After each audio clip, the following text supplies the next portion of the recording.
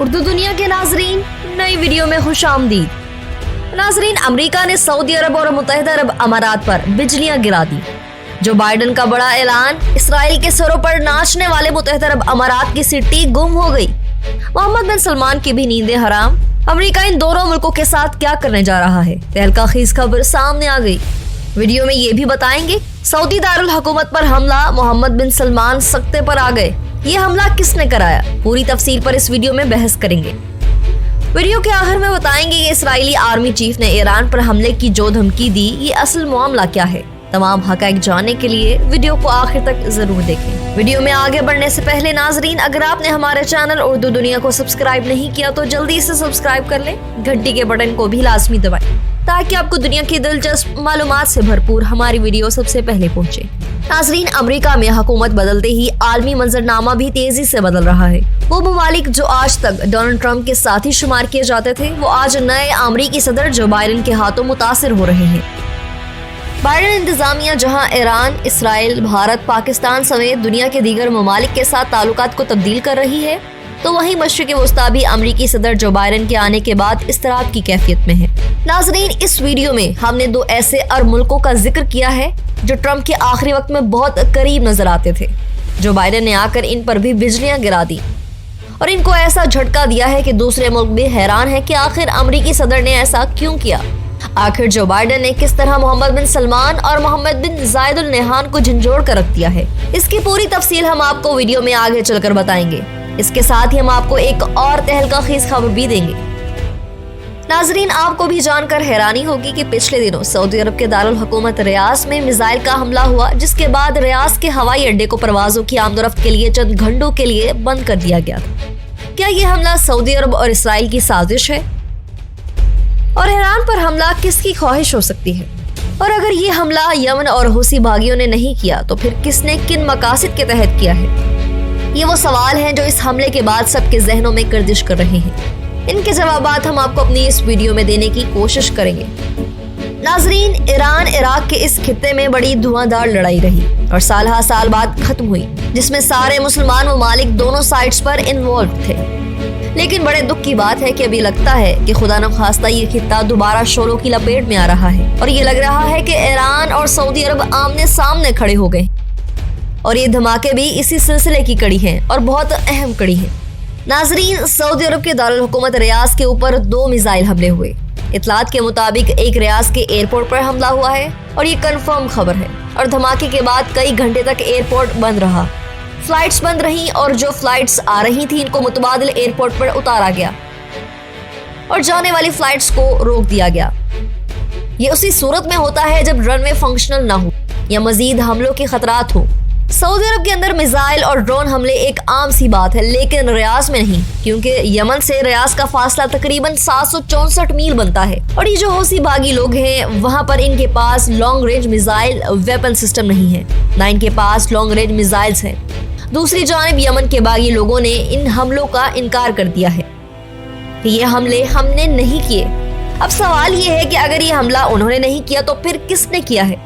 एक नामालूम ग्रुप उठा और इसने इस हमले की जिम्मेदारी कबूल की है और इस ग्रुप के बारे में किसी को नहीं मालूम, ना इस ग्रुप की तश्कील का पता है और ना ये पता है कि कब वहां पर आए। नाजरीन, एक इंकशाफ के मुताबिक ये हमला कराया गया है और इसलिए कराया गया है कि सऊदी अरब इस पर रद्द अमल दे और किसी तरह ईरान और सऊदी अरब आमने सामने आ जाए। दूसरी जानिब ईरान यमन के बागियों की खुलकर सपोर्ट सारे साल से करता आ रहा है।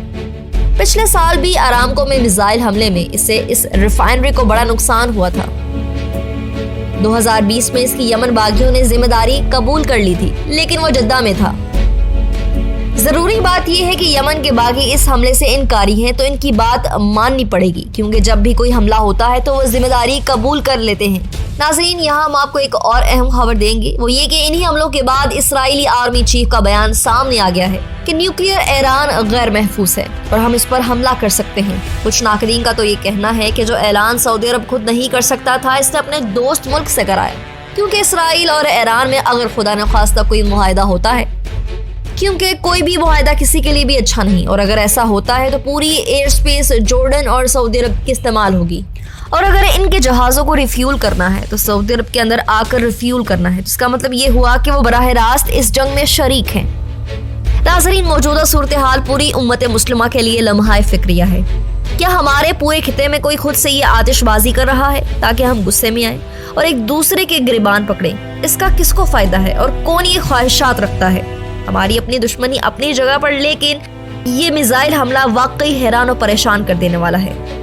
नाज़रीन, अब हम आते हैं एक और धमाकेदार खबर की जानिब। अमेरिका के नए सदर जो बाइडन ने मुत्तहिदा अरब अमारात को F-35 जेट तैयारे और सऊदी अरब को हथियार देने से मुतालिक पैकेज बंद कर दिया है। अमरीकी महकमा खारजा की तर्जुमान ने कहा है कि पैकेज मुंजमद करने का मकसद नई इंतजामिया को डील का सरेनू जायजा लेने का मौका फराहम करना है। तर्जुमान ने कहा है कि ये मामूल की इंतजामी कार्रवाई है जो शफाफियत और अच्छी हुक्मरानी के लिए इंतजामिया की वाबस्तगी को जाहिर करती है। बाइडन इंतजामिया हौसियों के खिलाफ सऊदी अरब की क़यादत में जारी फौजी ऑपरेशन की हमायत खत्म करने का इशारा भी दे चुकी है। नाज़रीन, दूसरी जानिब रूसी पार्लियामेंट ने रूस अमरीका जौहरी मुआहदे में 5 साल की तौसीक कर दी है। अमरीकी और रूसी सदूर ने गुज़िश्ता रोज मुआहदे में तौसी पर इत्तफाक किया था। रूस के ईवान बाला और ईवान ज़ेरी में जौहरी मुआहदे न्यू स्टार्ट में तौसीक की गई है।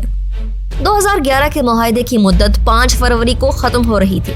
इस मुआहदे के तहत दोनों मुल्कों को ज्यादा से ज्यादा 1500 जौहरी हथियार तैयार हालत में रखने और जौहरी हथियारों को हदफ तक पहुंचाने वाले निजामों की तादाद भी 800 तक महदूद रखने की इजाजत दी गई थी। गुज़िश्ता रोज अमरीकी और रूसी सदर के दरमियान फोन पर राब्ता हुआ था, जिसमें मुआहदे में तौसी पर इत्तफाक किया गया था। नाज़रीन, वाज़ेह रहे कि डेमोक्रेट रहनुमा 78 साल जो बाइडन आइंदा 4 सालों के लिए सुपर पावर अमरीका के 40वें सदर बन गए। जो बाइडन ने अमरीका के चीफ जस्टिस जॉन रॉबर्ट्स से तकरीब में हल्फ उठाया। बाइडन से कबल कमाला हैरिस ने अमरीकी तारीख में पहली मर्तबा खातून नायब सदर की हैसियत से हल्फ उठाया। कमाला हैरिस ना सिर्फ पहली खातून नायब सदर बन गई, बल्कि पहली सैफॉर्म और पहली एशियाई अमरीकी नायब सदर भी बन गई। सबदोश होने वाले अमरीकी सदर डोनाल्ड ट्रंप बाइडन की तकरीब हल्फ बर्दारी से पहले ही व्हाइट हाउस छोड़कर चले गए। वो 150 साल अमरीकी तारीख में पहले अमरीकी सदर हैं जिन्होंने नए आने वाले सदर की तकरीब में हल्फ बर्दारी में शिरकत नहीं की। ताहम इनके नायब सदर माइनस तकरीब में मौजूद थे। नए आने वाले नाजरीन से एक बार फिर गुजारिश है, हमारे चैनल को सब्सक्राइब करें और घंटी के बटन को क्लिक जरूर करें। वीडियो पसंद आने पर फेसबुक और व्हाट्सएप ग्रुप्स में भी शेयर कर दें।